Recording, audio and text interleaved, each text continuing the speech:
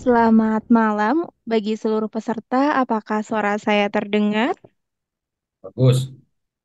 Oke, baik. Terima kasih untuk pemateri kami, yaitu Bapak Profesor Intan Ahmad PhD yang telah bergabung dengan kita semua pada malam hari ini. Lalu untuk seluruh peserta yang telah hadir untuk mengikuti Zoominar Ahli Hama, yang pada malam hari ini kita akan membahas tentang cara pengendalian hama dengan nyamuk Wolbachia.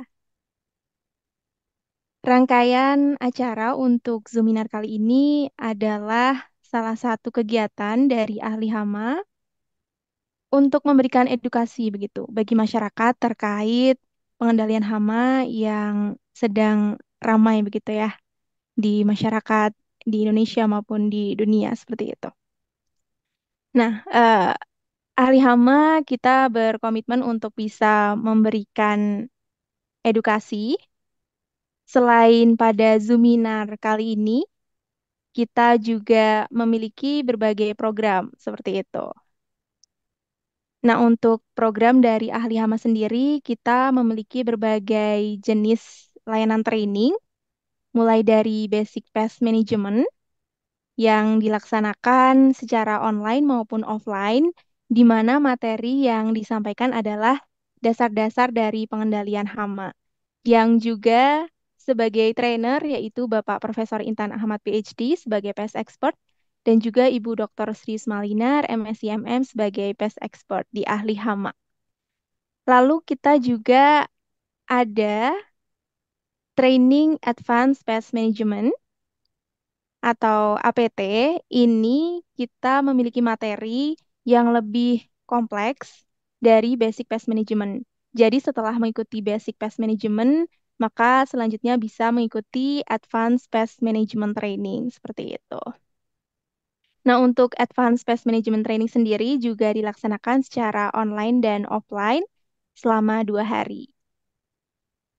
Lalu untuk program selanjutnya itu ada Pest Control Mentoring, di mana untuk Pest Control Mentoring ini dilaksanakan 8 kali pertemuan secara online. Tadi kalau untuk basic dan juga advance itu bisa online dan juga offline. Kalau untuk PCM atau Pest Control Mentoring ini dilaksanakan secara online 8 kali pertemuan dalam 1 minggunya sekali. Nah, itu untuk apabila nanti dari Bapak dan Ibu seluruh peserta ingin mendapatkan materi bagaimana cara pengendalian hama yang tentunya banyak sekali begitu ya. Ada hama tikus, lalat, kecoa, dan nyamuk yang salah satunya adalah akan kita bahas pada malam hari ini dengan pemateri yaitu Bapak Profesor Intan Ahmad PhD. Selanjutnya saya akan menyampaikan terkait CV beliau. Oke, baik. Untuk Bapak Profesor Intan Ahmad PhD sendiri, beliau adalah pest expert, profesor bidang entomologi umum, kemudian beliau profesor di Institut Teknologi Bandung. Beliau adalah PhD graduate dari University of Illinois at Urbana-Champaign, USA. Beliau adalah expert dan sebagai leading authority di urban pest baik di nasional maupun internasional. Kemudian beliau berkontribusi aktif dalam mengembangkan artificial intelligence untuk pest management. Jadi sebagai artificial intelligence leading authority seperti itu. Baik. Nah, untuk kita bahas pada malam hari ini terkait cara pengendalian hama menggunakan nyamuk Wolbachia akan dibahas secara lengkap oleh Bapak Profesor Intan Ahmad PhD. Kepada beliau saya persilahkan. Terima kasih, eh, Mbak Indah. Jadi, ibu-ibu, bapak-bapak yang saya hormati, selamat malam. Assalamualaikum warahmatullahi wabarakatuh. Jadi, terima kasih atas kesempatan yang diberikan. Saya akan menyampaikan materi tentang Wolbachia.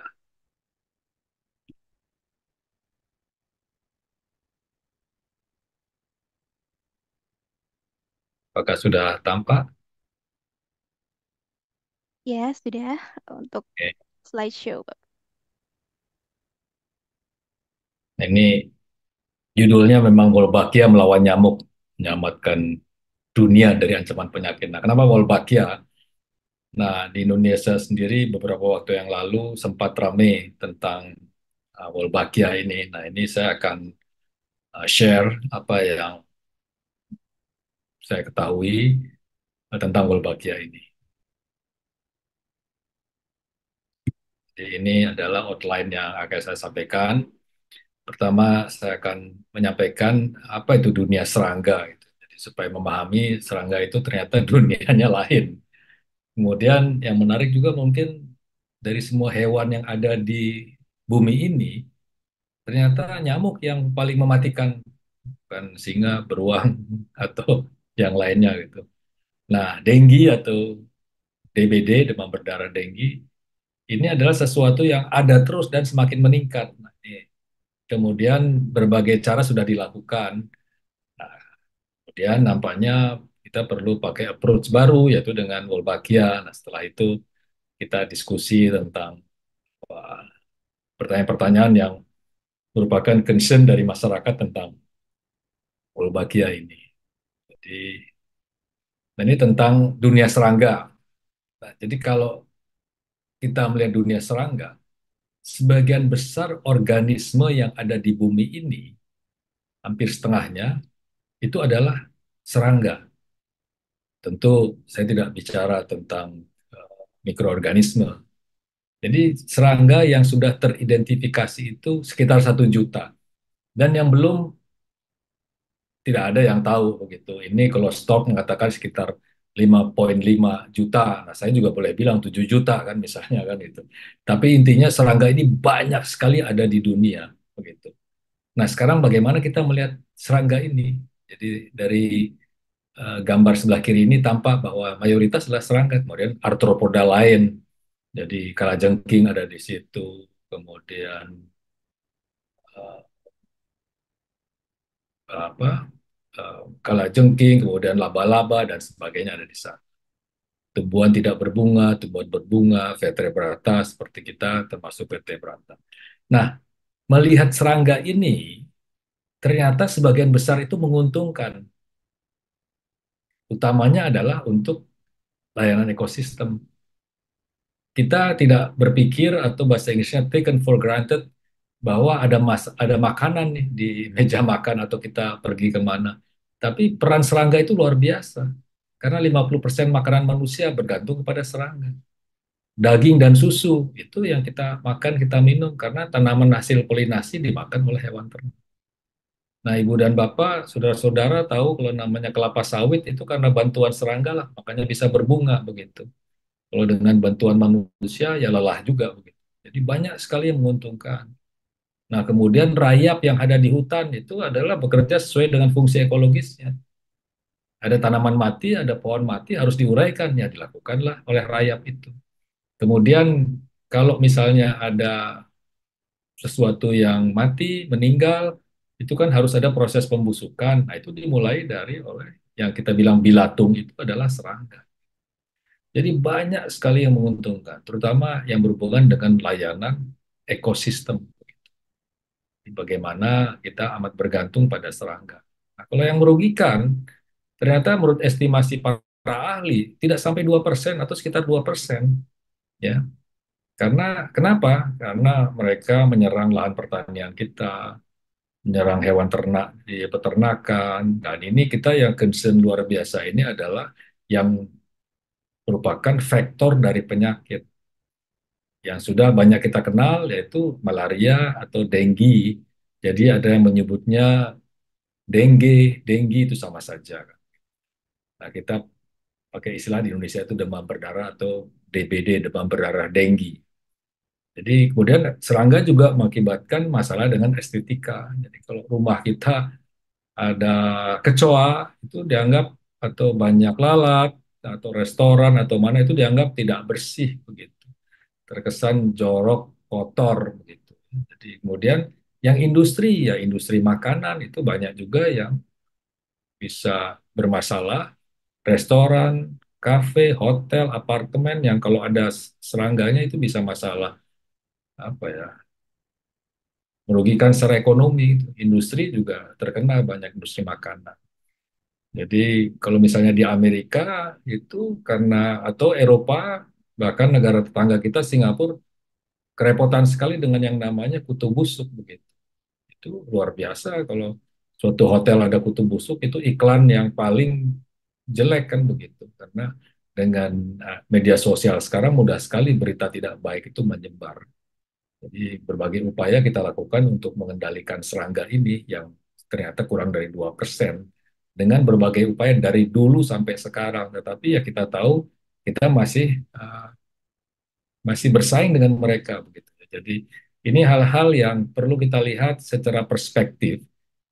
Kita tidak bisa yang namanya wah, ada serangga semuanya harus kita kendalikan. Tidak, karena banyak sekali, jauh lebih banyak yang menguntungkan. Tapi jelas yang merugikan kita harus mampu apa ya, mampu menangani mereka serangga ini dengan baik karena kita dikaruniai Tuhan untuk dapat berpikir bagaimana dengan kemampuan kita untuk menangani serangga ini.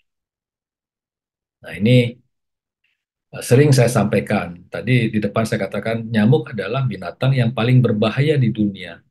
Paling berbahaya ini. Jadi, karena kematiannya per tahun tuh 700.000 setiap orang. 700.000. Ini saja sudah mulai berkurang. Jadi saya ingat waktu saya kuliah dulu, ini selalu disampaikan karena belajarnya saya ilmu serangga. Jadi ada namanya Ellie ini dari orang Amerika ya, dari Chicago. Kemudian beliau menyampaikan, ini saya terjemahkan aslinya bukan ini. Musuh terbesar manusia bukanlah sesama manusia. Jadi musuh terbesar manusia bukanlah sesama manusia, melainkan serangga yang membawa kuman, serta menyebabkan kerusakan langsung yang signifikan. Jadi kerusakan langsung itu, kalau kita tahu, kalau ada belalang yang menyerang, bisa sawah itu sebentar aja habis. Kita bisa kena orang juga, kita sebentar saja bermasalah begitu. Kita pernah resistensi terjadi terhadap berbagai apa serangga, mampu resisten terhadap berbagai insektisida sehingga kita bingung. Jadi sebenarnya di sini disampaikan bahwa meskipun manusia itu pintar, besar, tapi kita sebenarnya hidup di zaman yang dikuasai oleh serangga. Begitu. Nah ini kan istilah yang dibuat oleh, ini udah lama sekali. Beliau meninggal tahun 1950. Jadi kalau dari Badan Kesehatan Dunia, kita selalu mengacu data kepada mereka. Jadi penyakit yang vektor borne itu jelas tadi saya singgung 700.000 kematian per tahun. Sedangkan malaria itu kasusnya selalu tinggi. Jadi di Afrika itu kematian ya 400.000. Dan kebanyakan pada anak-anak di bawah 5 tahun. Jadi di sana ada semacam kebiasaan lah begitu, mungkin kurang baik juga. Bahwa anak-anak kalau belum umur sekian tahun belum diberi nama. Gitu. Karena banyak sekali belum mencapai usia 5 tahun sudah meninggal. Dan dari dulu sejak tahun 50-an Badan Kesehatan Dunia ini mengupayakan agar malaria bisa dikendalikan. Tetapi nyamuk malaria tanda kutip melawan dengan kemampuan untuk menjadi resisten sehingga penggunaan dengan insektisida dan sebagainya itu menjadi tidak efektif. Tetapi banyak sekali juga insektisida yang membantu kita, menyelamatkan kita, termasuk DDT pada waktu Perang Dunia Kedua dan sebagainya. Nah, sekarang kita bicara dengue. Kita kalau Indonesia, walaupun di Indonesia juga ada masalah dengan malaria, tapi sering kita baca di koran yang sering terjadi ini adalah demam berdarah atau dengue. Dan ini apa ya, menularkan infeksi virus dan paling umum oleh nyamuk Aedes. Jadi kalau orang ini hampir 4 miliar di 129 negara. Jadi kematiannya selalu meningkat terus begitu ya, meningkat terus. Jadi berbagai upaya dilakukan, kemajuan sains dan teknologi dilakukan, tetapi tiap tahun ada masalah terus. Jadi kita juga bisa belajar mengapa negara-negara lain relatif bisa mengendalikan yang namanya nyamuk penyebar dengue ini, tetapi kadang-kadang masih terjadi juga karena tidak ada satu negara pun yang selalu bisa apa ya mengendalikan dengan baik. Selalu kadang-kadang muncul lagi, ya, muncul lagi. Mungkin ada yang baca koran segala macam. Baru-baru ini saja negara tetangga kita, Singapura, ternyata kasus dengginya meningkat juga. Di Taiwan juga 2 atau 3 bulan yang lalu mereka ada masalah dengan denggi. Nah, malahan relatif mereka itu mempunyai cara sistem yang nampaknya lebih baik dari kita kan. Ini, nah ini tantangan yang semakin meningkat dan persisten. Ini data. Jadi kalau kita hidup di tropika dan subtropika, ini Indonesia, kemudian agak naik ke sini, kemudian di sini eh, Amerika Selatan, ini Afrika, ini daerah-daerah yang selalu apa ya, selalu ada denggi gitu. Bahkan nampaknya kita tidak bisa menghindar dari gigitan nyamuk. Semua pasti pernah merasakannya. Jadi sebut saja kita bisa mengendalikan genangan eh, air di rumah kita, di dalam maupun di rumah. Tapi tetangga kita, ya kan, itu banyak air tergenang begitu. Atau di tempat yang lainnya karena mereka bisa terbang ya. Apalagi kalau ada manusia, ada hangat, ada CO2 gitu. Mereka akan datang. Yang betina ini perlu darah. Jadi kita hidup di tropis ataupun subtropis, kita tidak dapat lari dari gigitan nyamuk. Jadi ini selalu insiden ini meningkat terus secara global. Ya. Walaupun berbagai sains dan teknologi sudah dikembangkan untuk mengendalikan yang namanya denggi ini. Jadi ini data, saya ulangi dari yang tadi. Dari 2000 hingga 2019, jadi Badan Kesehatan Dunia itu lonjakannya luar biasa, 10 kali lipat dalam kasus yang dilaporkan di seluruh dunia dari 500.000 menjadi 5,2 juta. Jadi ini amat-amat serius. Jadi dan sekarang dengan perjalanan orang muda dari satu negara ke negara lain, jadi misalnya saya sakit denggi di Indonesia, kemudian saya pergi ke luar negeri, kemudian di sana saya digigit oleh nyamuk. Nah, karena saya sudah melewati inkubasi, nyamuk itu bisa menularkan ke orang lain begitu. Jadi penyebarannya menjadi makin cepat. Jadi bayangkan ini denggi ini sudah menyebar di 129 negara gitu. Jadi luar biasa, luar biasa. Nah, ini eh, lebih pada overview. Jadi bagaimana si nyamuk ini menularkan eh, virus demam berdarah. Jadi intinya nyamuk betina, ya nyamuk betina yang sudah kawin 2 3 hari 3 hari atau 4 hari setelah kawin, dia membutuhkan darah untuk pematangan telurnya. Nah, setelah dia menggigit orang, jadi semua sudah tahu bahwa yang menggigit nyamuk yang menggigit itu nyamuk betina, bukan nyamuk jantan. Nah, setelah dia menggigit, nah itu ada periode inkubasi. Jadi kalau baru menggigit itu virusnya belum cukup banyak di tubuh si nyamuk itu.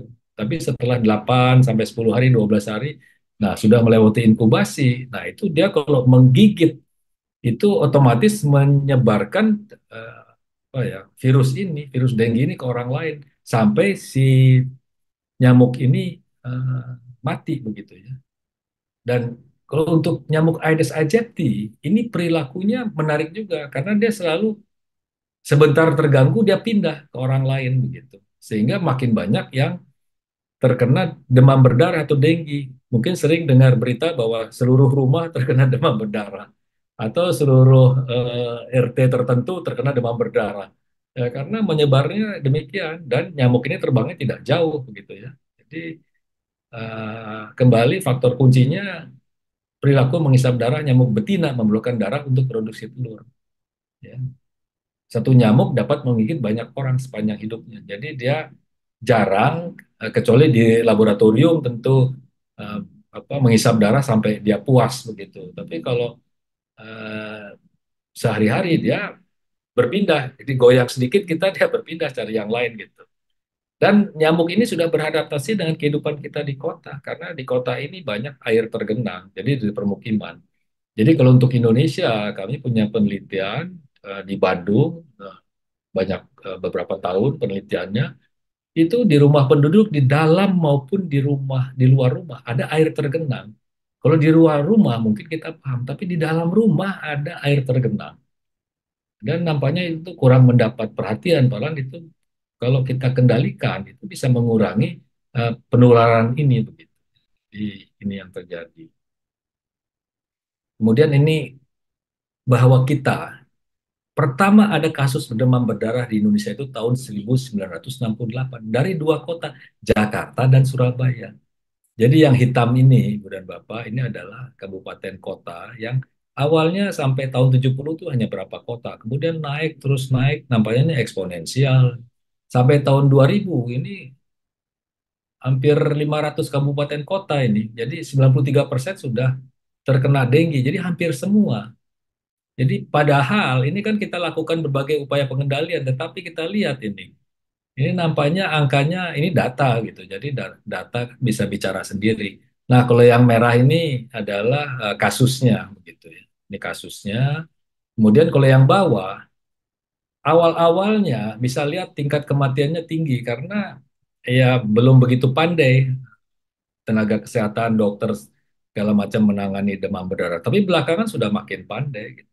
Jadi walaupun akhirnya ada peningkatan, pernah yang meninggal 1.500, pernah juga hampir 1.600, kemudian tahun 2016 1.600-an, kemudian 2018 hampir 1.000, kemudian 2020 ini belum selesai mungkin, tetapi intinya masih ada terus. Dan yang menarik, karena saya tinggal di Bandung, Jawa Barat, ini mungkin pernah dengar Bandung juara ya. Ini dari dulu memang kalau Jawa Barat juara masalah denggi begitu. Jadi ini bukan juara yang baik dalam arti juara pengendalian. Tapi bisa dipahami juga, walaupun ini bukan excuse, bahwa Jawa Barat kan penduduknya paling banyak di Indonesia. Ini diikuti dengan Jawa Tengah, Jawa Timur. Tapi kita perlu apa serius menangani ini. Jadi peningkatan signifikan selama 50 tahun. Ya. Tetapi kita juga tahu berbagai upaya sudah dilakukan. Banyak sekali upaya dilakukan oleh masyarakat, oleh pemerintah, oleh perusahaan pengendali hama atau pest control, oleh semua orang. Kita di rumah beli apa aerosol, obat nyamuk bakar, repellent, obat nyamuk elektrik atau segala macam. Kadang-kadang kita juga pakai raket kan gitu.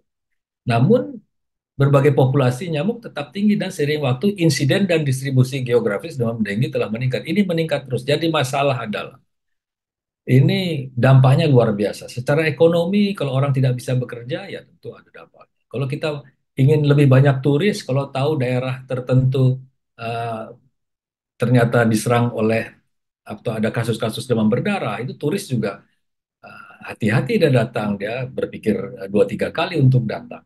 Jadi ini luar biasa begitu. Jadi harus mendapatkan perhatian kan. Jadi, nah para saintis di seluruh dunia berpikir perlu berbagai pendekatan baru. Jadi pendekatan barunya bagaimana ini? Ya, pendekatan baru karena selama ini yang sudah kita lakukan ini, saya beri contoh yang sudah kita lakukan. Nah ini jadi sejak tahun 70-an ini insektisida, kita pakai larvasida, jadi kita tebarkan insektisida ke air yang tergenang, bak mandi apa segala macam, kita lakukan fogging yang paling kita kenal, ultra low volume apa segala macam, kemudian pemberantasan sarang nyamuk dengan 3M, Jumantik, sektor vektor dan penyakit segala macam sudah dilakukan. Yang sebelah kanan ini adalah berbagai cara yang kita lakukan ya. Jadi saya pikir kita semua cukup biasa melihat, apalagi kalau sudah ada kasus dilakukan penyemprotan dengan pengasapan atau fogging itu. Walaupun kalau kita lihat fogging itu kan darurat dan sebenarnya yang kita sasar itu hanya dewasa saja. Begitu. Yang paling bagus adalah sebelum terjadi masalah, sebelum timbul ada masalah ya kita coba lakukan pengendalian gitu, kontrol gitu. Jadi jangan sudah ada masalah baru kita itu ya agak terlambat. Tapi itu ya lumayan menolong juga dalam kasus-kasus tertentu. Tapi begitu banyak dilakukan ini penyemprotan dengan insektisida dalam bentuk apapun itu resistensi muncul. Sehingga kalau resistensi muncul, si nyamuk itu walaupun disemprot, di fogging, di berbagai cara, ya sebagian akan tetap survive kan gitu. Itu bagian dari mereka untuk bertahan di alam ini. Begitu. Jadi selalu kita ini berkompetisi dengan mereka. Tapi kita lihat ini yang sebelah kiri, ini baru saya ambil kemarin, kasus DBD naik drastis 10 tahun terakhir. Kematiannya sentuh 764 sepanjang 2023. Nah ini yang baru 4 Maret kemarin, DBD renggut 41 nyawa dalam 2 bulan di Jawa Barat. Sejumlah kasus capai ribuan. Nah, ini kan kita tahu bahwa yang dilaporkan juga mungkin bahasa Inggrisnya underreported begitu. Jadi kita perlu amat serius menangani ini karena yang sebelah kanan ini sudah kita lakukan nih. Jadi dengan gerakan satu rumah satu jumantik, pencegahan DBD dengan 3M, dengan segala macam cara partisipasi semua dari dari orang swasta, kita di rumah kita melakukan berbagai cara begitu. Kemudian pemerintah dan sebagainya. Jadi itu luar, luar biasa. Jadi nampaknya kita perlu pendekatan baru.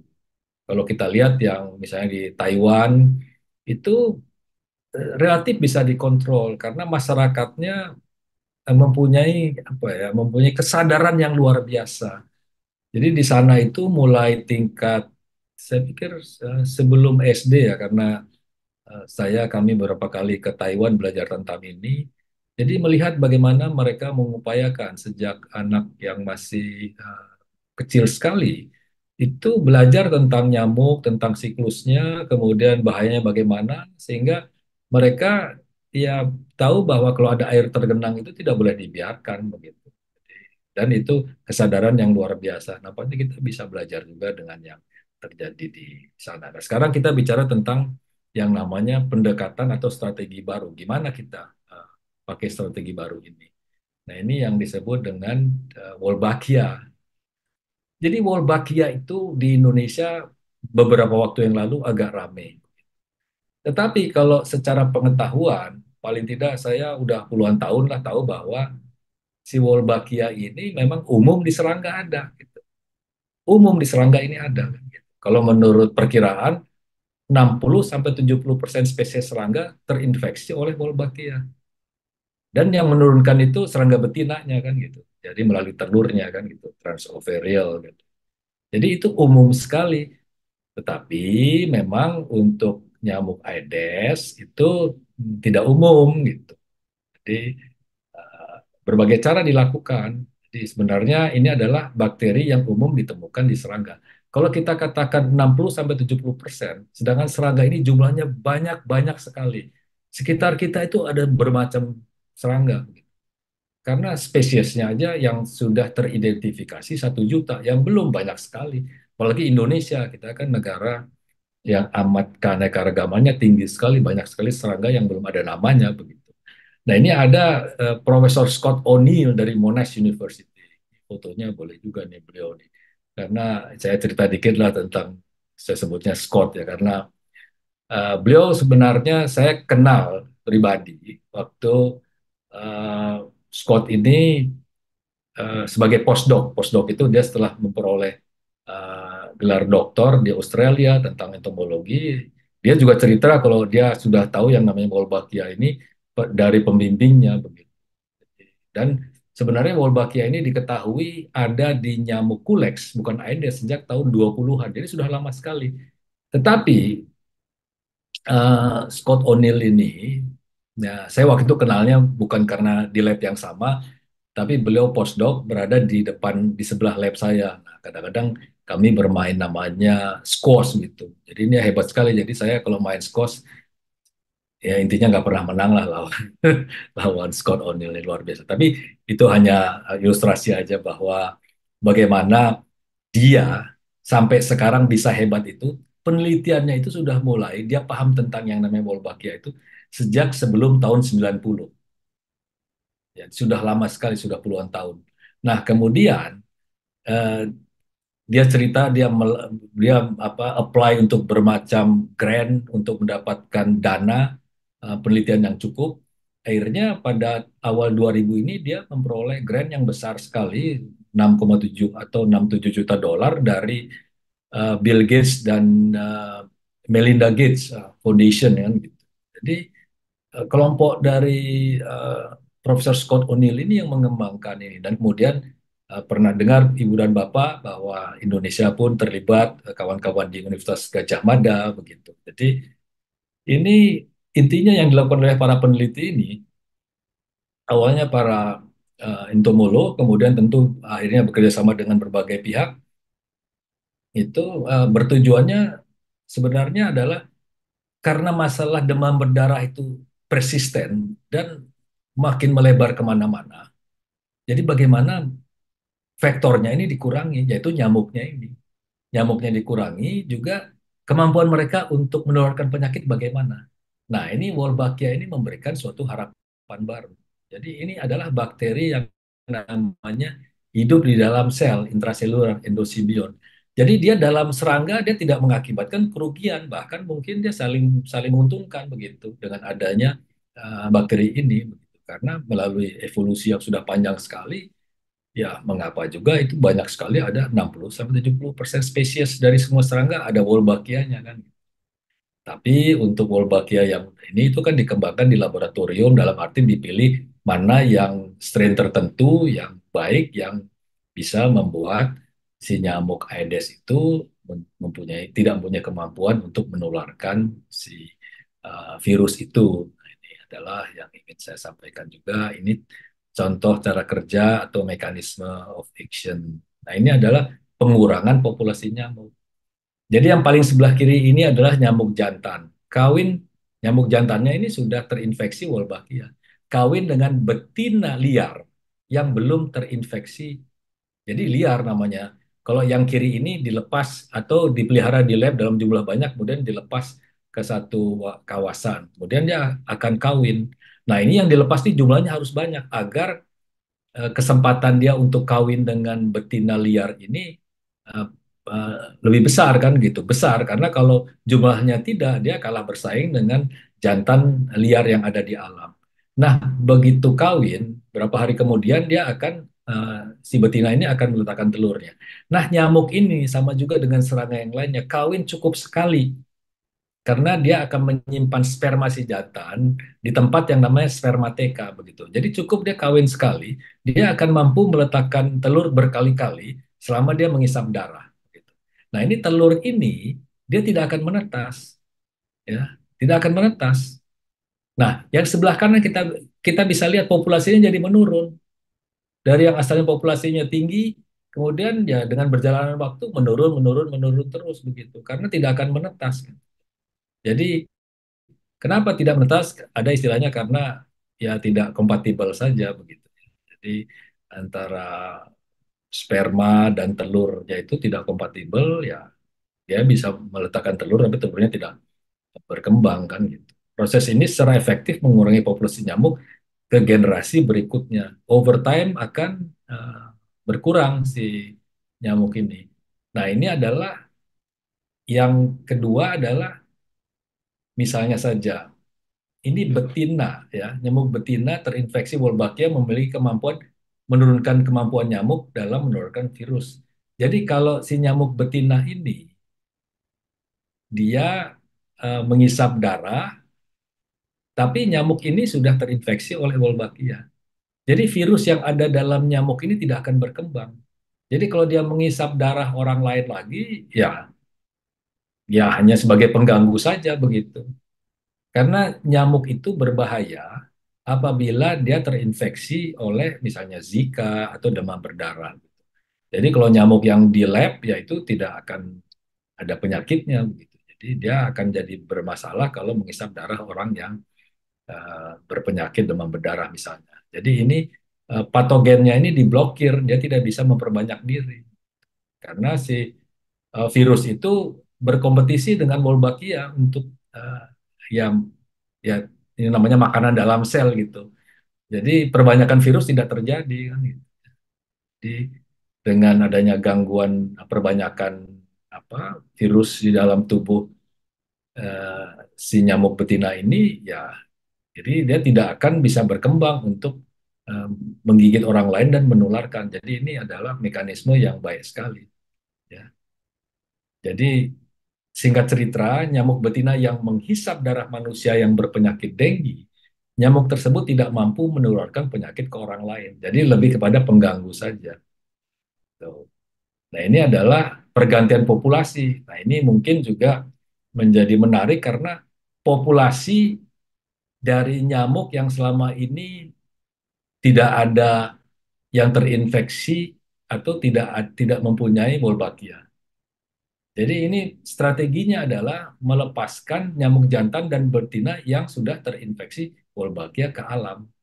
Nah, itu bisa dengan dari telurnya. Ini ceritanya diperpendek ini. Jadi di lab telur nyamuk ini diinfeksi dengan Wolbachia, kemudian ya dilepas kan, kemudian dia berkembang jadi larva, hidup di air, kemudian di pupa juga hidup di air, kemudian dia akan muncul sebagai dewasa. Nah, dewasa ini dan dia akan kawin dengan dewasa dewasa juga yang ada di ini di alam. Tetapi seiring dengan berjalannya waktu, karena banyak yang dilepas, lama-lama yang ada ini adalah nyamuk yang mempunyai bakteri Wolbachia.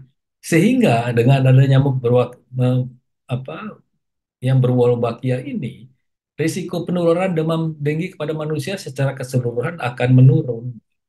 Di samping kalau dikombinasikan dengan yang tadi, itu lama-lama ini bukan pergantian populasi, tapi populasi nyamuknya juga menurun begitu.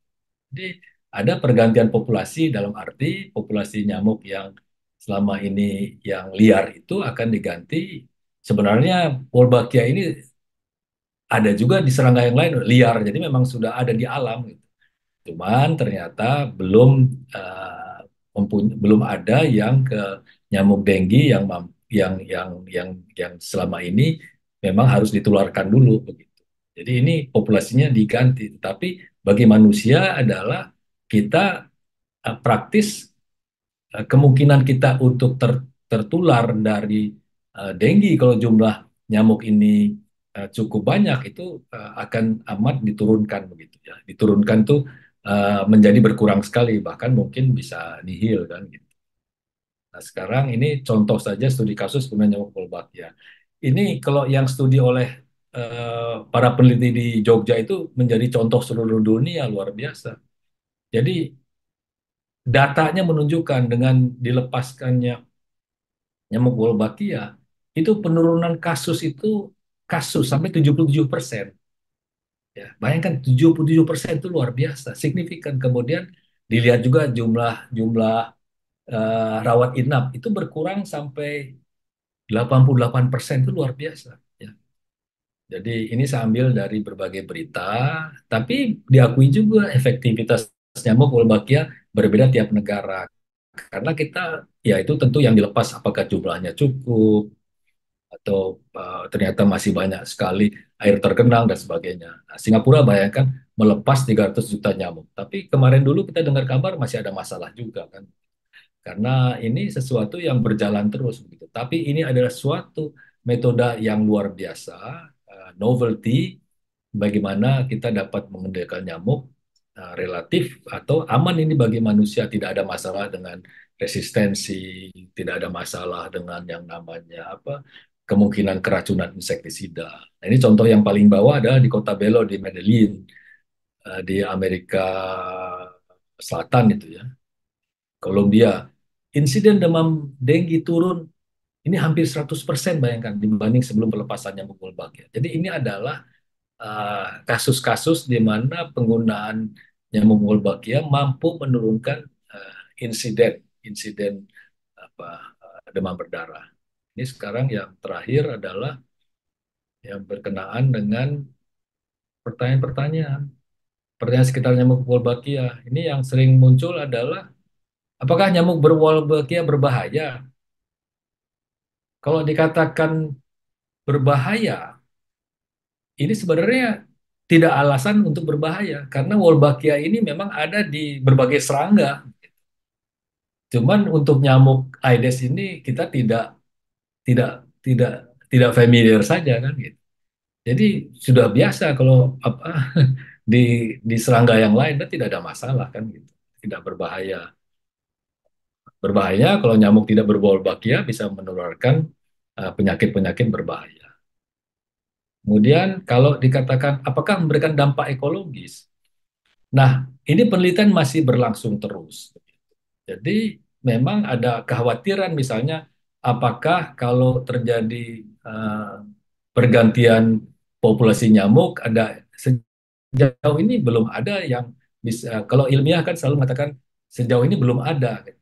Jadi kita tidak bisa mengatakan tidak ada, tetapi sejauh ini tidak ada dampak negatif yang diakibatkan oleh ini oleh adanya nyamuk berwolbachia secara ekologis, gitu, secara ekologis.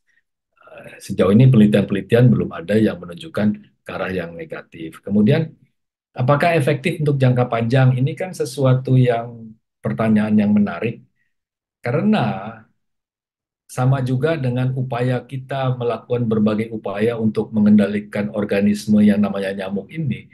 Mereka tuh punya mekanisme untuk melawan karena secara evolusi nyamuk yang sudah ada puluhan juta tahun atau ratusan juta tahun di bumi ini, dia mempunyai kemampuan untuk tetap bertahan begitu. Jadi, apakah efektif untuk jangka panjang? Itu hanya kita bahasa Inggrisnya time will tell kan gitu. Jadi mungkin kita lihat gitu. Tapi sejauh ini nampaknya bakal bertahan ini gitu. Bakal bertahan untuk waktu yang tertentu. Tetapi kalau dia mungkin nanti bermutasi si nyamuknya kita tidak tahu juga. Tapi sejauh ini kemungkinan adalah dia efektif untuk jangka panjang. Kemudian pertanyaan selanjutnya, kesehatan dan keselamatan publik.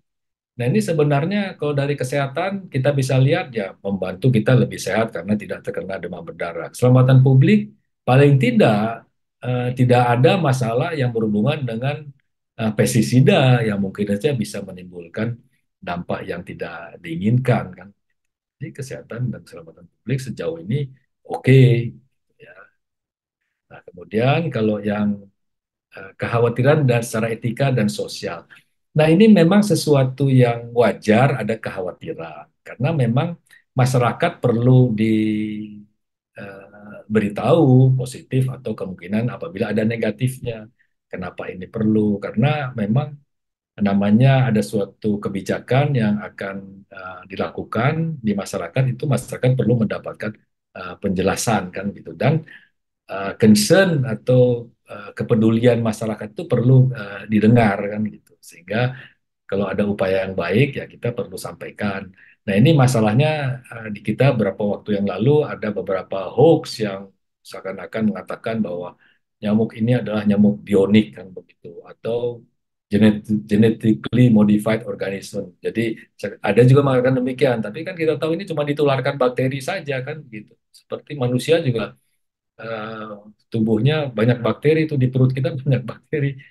Kalau kita misalnya kita mah juga itu karena ada bakteri di ini apa di tubuh kita begitu kan. Jadi bakteri ada seluruh.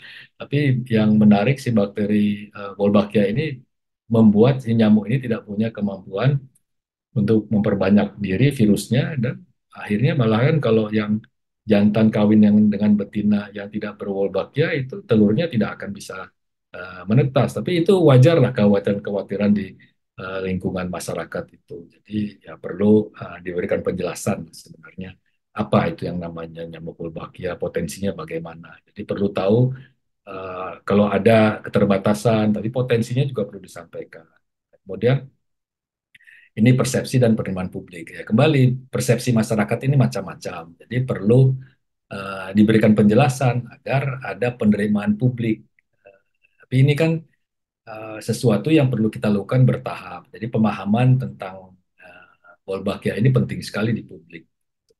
Jadi mungkin juga tidak begitu banyak yang tahu begitu bahwa ini ternyata sesuatu yang memang sudah ada di serangga yang lain, tetapi untuk nyamuk Aedes ya belum sehingga perlu ditularkan ke nyamuk Aedes ini. Jadi, tetapi kalau ada apa komentar ataupun concern dari publik ya yang peduli tentang ini ya perlu karena suatu program perlu diberikan perhatian karena program yang baik itu kalau mendapatkan pemahaman yang baik dari masyarakat dan dapat diterima begitu. Karena dengan demikian publik akan membantu suatu program yang baik Seperti contohnya yang di Taiwan itu secara sukarela masyarakatnya sudah bertahun-tahun akan membersihkan yang namanya apabila ada air tergenang.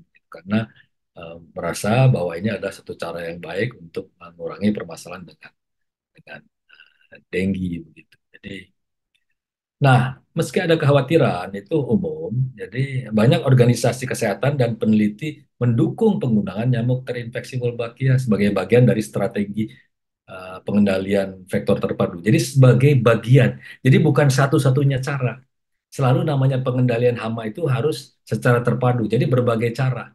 Jadi misalnya Wolbachia tetap, tapi kalau ada air tergenang, ya dibuat dia kering, misalnya begitu. Jadi berbagai cara dilakukan. Jadi bukan hanya satu-satunya cara, karena yang namanya secara terpadu itu berbagai cara, secara cerdas kita lakukan. Tapi ini adalah satu cara yang punya potensi yang luar biasa. Dan penelitian, pemantauan, dan dialog dengan komunitas penting untuk mengatasi kekhawatiran ini. Jadi kalau masyarakat paham, ya mudah-mudahan ini bisa didukung. Dan karena masyarakat merasa, wah ini akan baik buat kesehatan bersama. Nah ini adalah kalau Ibu dan Bapak, saudara-saudara ingin apa lebih tahu lebih lanjut, bisa ke World Mosquito Program itu menarik sekali cara menjelaskannya kan. Gitu. Dan uh, mungkin dengar juga video dari Profesor Scott O'Neill gitu, bagaimana perjuangan beliau sampai akhirnya ini maknanya luar biasa gitu bagi kemanusiaan. Jadi luar biasa. Tapi semuanya tidak ada yang apa ya, yang dilakukan dalam waktu pendek itu panjang ceritanya. Kita perlu apresiasi determinasi para peneliti untuk membuat kita di dunia ini menjadi lebih sehat. Ini terima kasih. Jadi demikian yang dapat saya sampaikan. Mohon maaf agak kepanjangan. Bila ada pertanyaan, saya ucapkan terima kasih.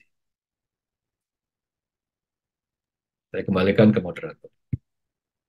Baik, terima kasih luar biasa sekali ilmu yang sudah diberikan oleh Bapak Profesor Intan Ahmad PhD terkait salah satu upaya untuk mengendalikan hama, begitu ya Pak, menggunakan nyamuk berwolbachia. Dan itu adalah salah satu upaya untuk mengatasi masalah demam berdarah yang menjamur begitu di masyarakat. Baik, saya persilahkan bagi seluruh peserta yang ingin bertanya, kita berinteraksi melalui question box atau kolom komentar begitu ya. Dipersilahkan dan Atau ini aja, Mbak Ida, disebutkan saja yang sudah bertanya, nanti saya langsung jawab saja. iya Bapak nanti akan saya bacakan untuk pertanyaannya dan boleh nanti langsung dijawab. Baik Pak, nah ini pertanyaan menarik dari Saudari Rifa. Izin bertanya, bagaimana cara kita mengetahui keberadaan nyamuk Wolbachia? Mohon maaf, bagaimana apa maksudnya? Bagaimana cara kita mengetahui keberadaan nyamuk Wolbachia, Bapak? Itu tidak bisa kita tahu. Tidak bisa kita tahu kan gitu. Jadi kalau dibawa ke lab mungkin bisa. Tapi kita tidak bisa sense nyamuk ini ada Wolbachia-nya. Karena uh, ya Wolbachia juga banyak strain-nya, tetapi ini adalah yang sudah dikembangkan berdasarkan penelitian adalah Wolbachia strain tertentu yang kemudian diperbanyak dan dilepaskan. Tetapi dia akan mampu menulari yang lainnya dan over generation dia akan ada terus kan. Tapi untuk mengetahuinya ya itu terinfeksi kan agak kurang ini. Saya pikir ya kalau kita bawa ke lab kita bisa tahu kan. Saudara Rival ingin dijelaskan kembali terkait Wolbachia, Bapak, yang dimaksud tadi, bakteri Wolbachia. Jadi bakteri Wolbachia itu adalah bakteri yang umum sekali ada di serangga. Sekitar 60-70% dari serangga itu mempunyai bakteri Wolbachia. Bahkan di nyamuk, nyamuk kuleks ya. Jadi kalau kuleks itu nyamuk yang malam, yang kalau di Indonesia antara lain selain mengganggu, yaitu bisa menyebarkan filariasis. Jadi, nah kalau untuk Aedes itu ya mungkin ada tetapi sedikit sekali dan bukan Wolbachia yang ini apa, yang yang bisa uh, memblokir perkembangan virus dan sebagainya. Sehingga dari penelitian oleh Profesor Scott O'Neill itu uh, dan kawan-kawan kelompoknya ya berhasil mengembangkan bakteri Wolbachia yang bisa diinfeksikan ke nyamuk dan nyamuk ini tidak akan mempunyai kemampuan untuk menularkan, bahkan populasi nyamuk ini bisa digantikan oleh nyamuk yang berwolbachia atau bisa juga akhirnya populasi yang ada di alam menurun. Jadi uh, kalau dikatakan berbahaya ya sebenarnya semua ya 60-70% serangga ada Wolbachia-nya kan. Jadi ini sesuatu yang luar biasa dengan bantuan bakteri yang kemudian menginfeksi nyamuk, kita akan terbantu sekali, tidak perlu pakai insektisida dan sebagainya. Kira-kira demikian. Baik, kita lanjut ke pertanyaan selanjutnya, Bapak. Ya. Untuk dari Saudara Muhammad Abdul Aziz, ini menanyakan bagaimana cara menghindari serangga untuk orang yang punya penyakit kulit atau pernafasan. Hmm, ini pertanyaannya mudah, jawabannya sulit. Jadi sebenarnya apakah dia punya penyakit atau tidak, kita manusia itu memberikan daya tarik luar biasa bagi serangga karena kita mempunyai temperatur, mempunyai bau, kita mengeluarkan CO2 kalau kita bernapas, itu merupakan daya tarik bagi si nyamuk ini atau serangga ini untuk datang ke kita kan. Jadi kalau khusus yang sakit dan sebagainya, tadi sakitnya antara penyakit kulit ya, ya atau pernapasan ya tentu jangan gunakan obat nyamuk misalnya, obat nyamuk bakar jangan atau di tempat itu ya bisa dilakukan upaya yang namanya sanitasi gitu, jangan sampai ada air tergenang. Jadi itu tahapannya jangan ada air tergenang, kemudian tentu apabila ada air tergenang yang tidak bisa kita keringkan, berikan larvesida, insektisida sehingga larvanya akan mati. Dengan demikian akan amat mengurangi kemungkinan yang akan jadi dewasa. Jadi beberapa cara dapat dilakukan, tetapi perlu hati-hati karena ini yang bersangkutan yang tadi sebutkan karena ada sakit pernapasan, kemudian jadi kalau ada sakit pernapasan jangan dilakukan fogging juga kan. Jadi, perlu dipahami bahwa semua tindakan yang dilakukan ini kimia ini ada positif negatifnya kan. Apalagi kalau bagi yang sakit, misalnya kalau ada anak bayi ya itu perlu lebih hati-hati juga kan. Jadi tindakan-tindakan kehati-hatian itu perlu. Tapi kembali kalau kita memahami biologi nyamuk itu, kita bisa mengurangi kehadiran nyamuk sekitar kita paling tidak dengan jangan sampai ada air tergenang. Tapi masalahnya bagaimana dengan tetangga kita, lingkungan kita. Ini mesti kerjasama, kerja dalam satu komunitas. Kira demikian. Masih. Ya, baik. Lalu pertanyaan, bagaimana virus, mungkin DBD begitu ya, Pak, itu masuk ke dalam tubuh dan bisa menyebabkan kematian?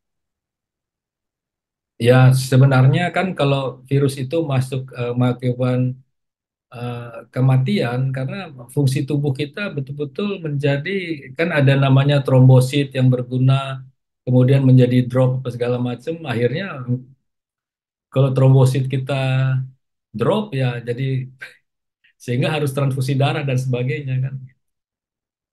Jadi tetapi di Indonesia sudah cukup baik dalam arti kalau dibawa ke dokter tentu yang lebih tahu adalah dokter. Saya tidak masuk ke sini karena itu keahlian dari dokter untuk menangani demam berdarah. Tetapi ada kasus dulu berapa tahun yang lalu ada seseorang sakit demam berdarah dipikirnya di luar negeri itu lebih pandai menangani. Di Indonesia semua apa tenaga kesehatan itu sudah pandai menangani demam berdarah. Puskesmas manapun mampu menangani demam berdarah dengan baik. Gitu. Jadi keahlian dokter-dokter kita, para perawat segala macam itu baik untuk menangani demam berdarah. Yang Oke. penting jangan sampai terlambat karena virus ini kan bisa bermutasi sehingga jadi simptomnya itu kadang-kadang kalau kawan dokter mengatakan tidak selalu sama begitu. Ada yang ada bercak, ada yang tidak. Jadi yang terbaik disarankan kalau mulai panas ya periksa darah saja kan gitu. supaya bisa diinfus dan sebagainya. Ya, kan? Baik. Lalu Ya. pertanyaan yang menarik, bagaimana jika Wolbachia itu berada di dalam tubuh manusia, Bapak? Ya, manusia itu nggak punya reseptor untuk Wolbachia kan. Jadi ya sama juga kalau kita pergi ke kandang ayam, kan ada ayam yang kena penyakit ayam. Ya, tapi kita nggak tidak tertulari karena kita tidak punya reseptor untuk bakteri atau virus tertentu begitu. Tapi ada juga yang hewan bisa kena, misalnya virus flu burung, burung bisa kena, manusia juga bisa kena kan. Jadi sejauh ini ya tidak ada masalah. Nah, kita tidak tidak berdampak bagi kita kan. Oke. Bagi yang lain, Iya, Bapak, ada dari Saudari Ainur Subhan. hmm, Malam, Profesor Intan. Apakah nyamuk dengan berwolbachia punya suatu fitness cost tertentu dibandingkan dengan nyamuk normal? ya. Dan apa dampak infeksi Wolbachia terhadap serangga secara umum? Terima Nah, kasih. jadi sebenarnya ada yang mengatakan bahwa dia lifetime-nya jadi berkurang lebih pendek kan begitu. Tapi itu para peneliti mengatakan tidak selalu demikian kan. Jadi lebih kepada dia mekanisme memblokir perkembangan virus dalam tubuh nyamuk sehingga tidak bisa berkembang. Jadi eh, harus ada kajian-kajian dari berbagai strain kan gitu karena nyamuk saja kan strainnya macam-macam walaupun spesiesnya adalah Aedes aegypti. Kira-kira demikian. Tapi itu sesuatu yang menarik karena mungkin saja ada karena mungkin ini akan menjadi menarik setelah banyak nyamuk yang ada di alam kemudian dilakukan kajian kan gitu. Ini mungkin kajiannya belum sampai ke sana. Ya. Oke, baik. Lalu pertanyaan dari Saudara Hamdan, ini adakah kimia khusus yang digunakan untuk membuat nyamuk terinfeksi Wolbachia? Mungkin untuk menginfeksi nyamuk Wolbachia sendiri itu apakah ada senyawa juga yang dimasukkan begitu, Pak, ke dalam nyamuk Saya tersebut? itu kan apa ya, itu di laboratorium yang saya bukan peneliti Wolbachia, saya lebih pada tahu. Tapi itu dilakukan di laboratorium, jadi telur nyamuk itu diinjeksi dengan suatu cairan yang sudah mengandung Wolbachia, berkembang di situ. Tentu ada kimia tertentu lah, saya pikir. Oke. Keahlian-keahlian dari kawan-kawan antara lain di Universitas Gajah Mada, saya pikir, untuk melakukan suntikan. Ini pertanyaan selanjutnya terkait ekonomi gitu ya dan penerimaan masyarakat dari Saudara Muhammad Arya Rizky. Selamat malam Prof Intan, izin bertanya, apakah nyamuk Wolbachia ini secara ekonomi masih mahal di Indonesia? Begitu. Jadi masalah ekonomi kan relatif. Biasanya kalau kita bicara tentang kesehatan itu, makanya dalam urban entomology atau bagi kesehatan tidak ada economic injury level sebenarnya. Apalagi untuk nyamuk, keberadaan seekor nyamuk pun bisa mengakibatkan masalah secara karena bisa mengakibatkan nyawa hilang. Tapi kalau Wolbachia ini awal-awalnya tentu harus punya lab, kemudian menghasilkan dalam jumlah jutaan pada dilepas. Tetapi untuk jangka panjang ya itu bisa lebih kompetitif mungkin dibandingkan dengan cara yang selama ini dengan penggunaan pestisida baik oleh orang dari dalam rumah, kemudian oleh masyarakat, oleh pemerintah, segala macam kan gitu. Jadi itu menjadi kajian yang menarik sebenarnya. Tapi kalau kita lihat ini begitu dia dilepas dan dia bisa bertahan, bisa mereplikasi sendiri, bisa sustain begitu. Jadi tidak perlu sebentar-bentar dilakukan fogging atau segala macam kan. Tapi memang selalu harus ada monitoring. Jadi kalau ternyata jumlah nyamuk yang berwolbakianya tidak banyak, ya mungkin harus dilepas lagi. Jadi inundasi itu hampir sama dengan cara pengendalian dengan teknik jantan mandul misalnya kan. Dilepas lagi lebih banyak yang sudah terinfeksi. Oke, Oke, pertanyaan lanjutan masih dari oke. Muhammad Arya Rizky. Apakah memang perlu kerjasama dengan dinas dan pendanaan khusus? Dan apakah tidak bisa diaplikasikan untuk personal begitu? Melihat teknik penerapannya masih cukup awam di masyarakat karena eh, saya melihat ada peluang untuk sebuah kegiatan pengabdian masyarakat. Nah, ini masalahnya nyamuk ini kan eh, dia ada di lingkungan yang terbuka. Begitu. Berbeda kalau kita ingin mengendalikan kecoa dalam rumah sendiri ya bisa. Tapi kalau nyamuk lingkungan terbuka. Dan eh, saya pikir eh, mesti secara komunitas begitu. Dan mengikut sertakan pihak-pihak terkait yang mempunyai kemampuan untuk memproduksi. Ini kan kita bicara awal memproduksi ini apa memproduksi nyamuk yang sudah berwakil dalam jumlah banyak. Tapi masyarakat nanti bisa membantu, tentu bisa saja minta telurnya apa segala macam, kemudian kita lepaskan di lingkungan kita, ya itu kita bisa membantu juga kan. Jadi, berbagai upaya dilakukan, tapi kembali ini salah satu bagian termasuk jangan lupa untuk mengeringkan di mana ada air tergenang. Oke, baik. Ya. Ada pertanyaan dari Derika. Selamat malam, Prof. Intan. Izin bertanya, sudah sejauh mana metode nyamuk berwolbakia digunakan di Indonesia, Bapak? Nah, di Indonesia sebenarnya yang paling banyak melakukan penelitian itu dari Gajah Mada itu banyak sekali. Nah, kemudian yang saya dengar Kementerian Kesehatan sudah punya policy untuk menerapkan teknologi ini. Gitu. Ini sedang sedang berjalan kan. Tentu bagaimana masyarakat ini bisa menerima dan bagaimana produksi dari telur berwolbachia ini dapat diproduksi dalam jumlah yang banyak sehingga bisa ini dikembangkan di berbagai nyamuk berwolbachia ini di berbagai tempat. Jadi sebenarnya kita Indonesia sudah punya modal yang baik dalam hal pengetahuan kan. Jadi mungkin masyarakat yang masih memerlukan pemahaman yang lebih baik. Baik, pertanyaan selanjutnya, Prof. Dari Rahmi Devi Alfiani. Selamat malam. Izin bertanya, apakah metode ini lebih efektif dibandingkan dengan metode SIT? Terima kasih. Dia sebenarnya SIT itu kan steril teknik serangga mandul kan begitu. Jadi dengan teknik serangga mandul mirip sebenarnya dalam hal pengurangan populasi. Jadi serangga ini dimandulkan si jantannya. Nah, jantannya akan kawin dengan betina liar, tapi jumlah jantan yang dimandulkan harus banyak sekali.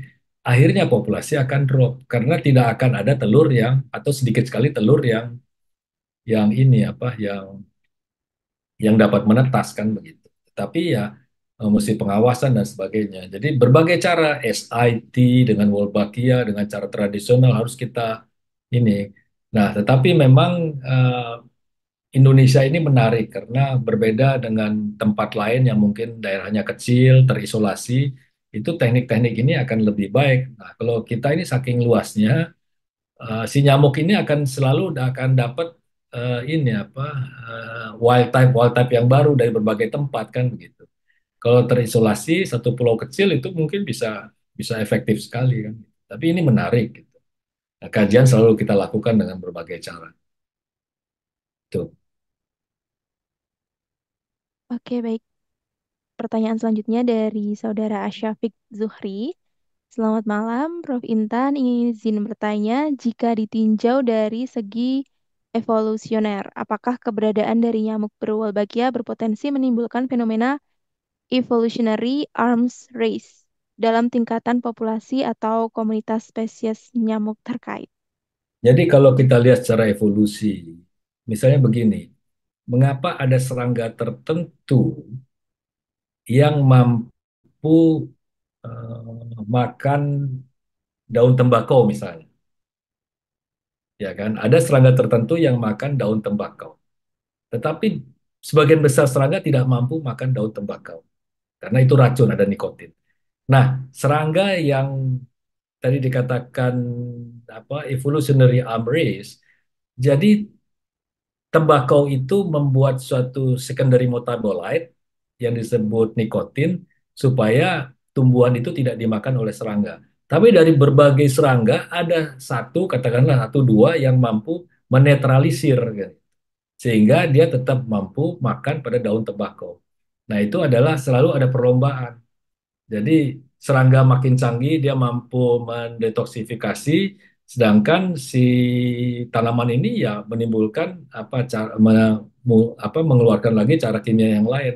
Atau kalau yang di Afrika itu menarik, jadi selama ini sejak tahun 50-an atau sebelumnya 50-an saya pikir, jadi di sana ada namanya resistensi yang asalnya si serangga Anopheles ini setelah minum darah manusia, istirahatnya dalam rumah. Sehingga manusia, atau manusia jelas orang, biasanya mengendalikan dengan insektisida residu di dalam rumah. Sehingga itu juga di agak agak ke atas di rumah. Jadi serangga si Anopheles akan mendarat di situ dan ya dia akan terkena insektisida. Tapi dia ternyata berubah perilakunya. Jadi tidak dia di dalam tapi di luar. Jadi dia berupaya tetap survive dengan caranya mengubah perilakunya. Nah, itu adalah bagaimana dia membuat insektisida menjadi tidak kena dia kan gitu. Jadi macam-macam cara. Nah, kalau tentang si Wolbachia ini itu eh, jadi kalau kita belajar evolusi, kita belajar adaptasi apa dari Darwin, itu kita akan lihat apakah dia akan mampu apa tidak. Jadi tidak bisa dijawab. Semua kemungkinan akan ada. Apakah dia akhirnya akan melawan dengan mutasi dan sebagainya. Tapi itu kan bicara tentang waktu yang kita tidak tahu. Itu aja. Jadi tapi ini menarik benar. Terima kasih. Oke, pertanyaan terakhir, Bapak. Untuk nyamuk berwolbachia ini, apakah kedepannya itu ada potensi untuk pengendalian penyakit selain DBD? Seperti itu. Iya, itu mungkin saja kalau dengan Zika bisa kan begitu, karena sama-sama eh, virus kan. Ya mungkin saja ada percobaan dengan yang lainnya. Potensinya selalu ada. Tetapi kembali itu dilakukan di laboratorium dan namanya penelitian itu perlu waktu untuk mendapatkan sesuatu. Nah, kita bersyukur tidak melewati itu, tapi ini yang sudah jadi, ini teknologinya luar biasa, kalau bisa dimanfaatkan, kenapa tidak kan itu aja. Ya, siap, baik. Ya, Karena tadi sudah cukup banyak ya Pak untuk pertanyaan yang ditulis di kolom komentar dan tadi juga sudah dijawab oleh Bapak Profesor Intan untuk sesi Zoominar ahli hama pada malam hari ini kita cukupkan. Terima kasih banyak Bapak. Semoga kita bisa terima bertemu di kesempatan kasih, selanjutnya. terima kasih, izin live. Ya, baik. Nah, terima kasih semuanya, selamat malam, Ya, assalamualaikum. selamat malam. Baik. Nah, untuk selanjutnya karena pada malam hari ini seminar kita sudah selesai. Apabila dari peserta Bapak dan Ibu ingin mengikuti training dengan Bapak Profesor Intan Ahmad PhD dan juga Ibu Dr. Srius Malinar MSc MM, maka kita membuka program Training Advanced Space Management yang akan dilaksanakan terdekat ini pada 27 sampai 28 Maret 2024 seperti itu. Dan tadi sudah dijelaskan juga terkait program training ada BPT atau Basic Pest Management Training, lalu APT Advanced Pest Management Training dan juga PCM Pest Control Mentoring. Sampai jumpa untuk di Zoominar selanjutnya dengan topik-topik materi yang akan terus diupdate. Seperti itu Bapak dan Ibu. Terima kasih banyak untuk partisipasinya pada malam hari ini.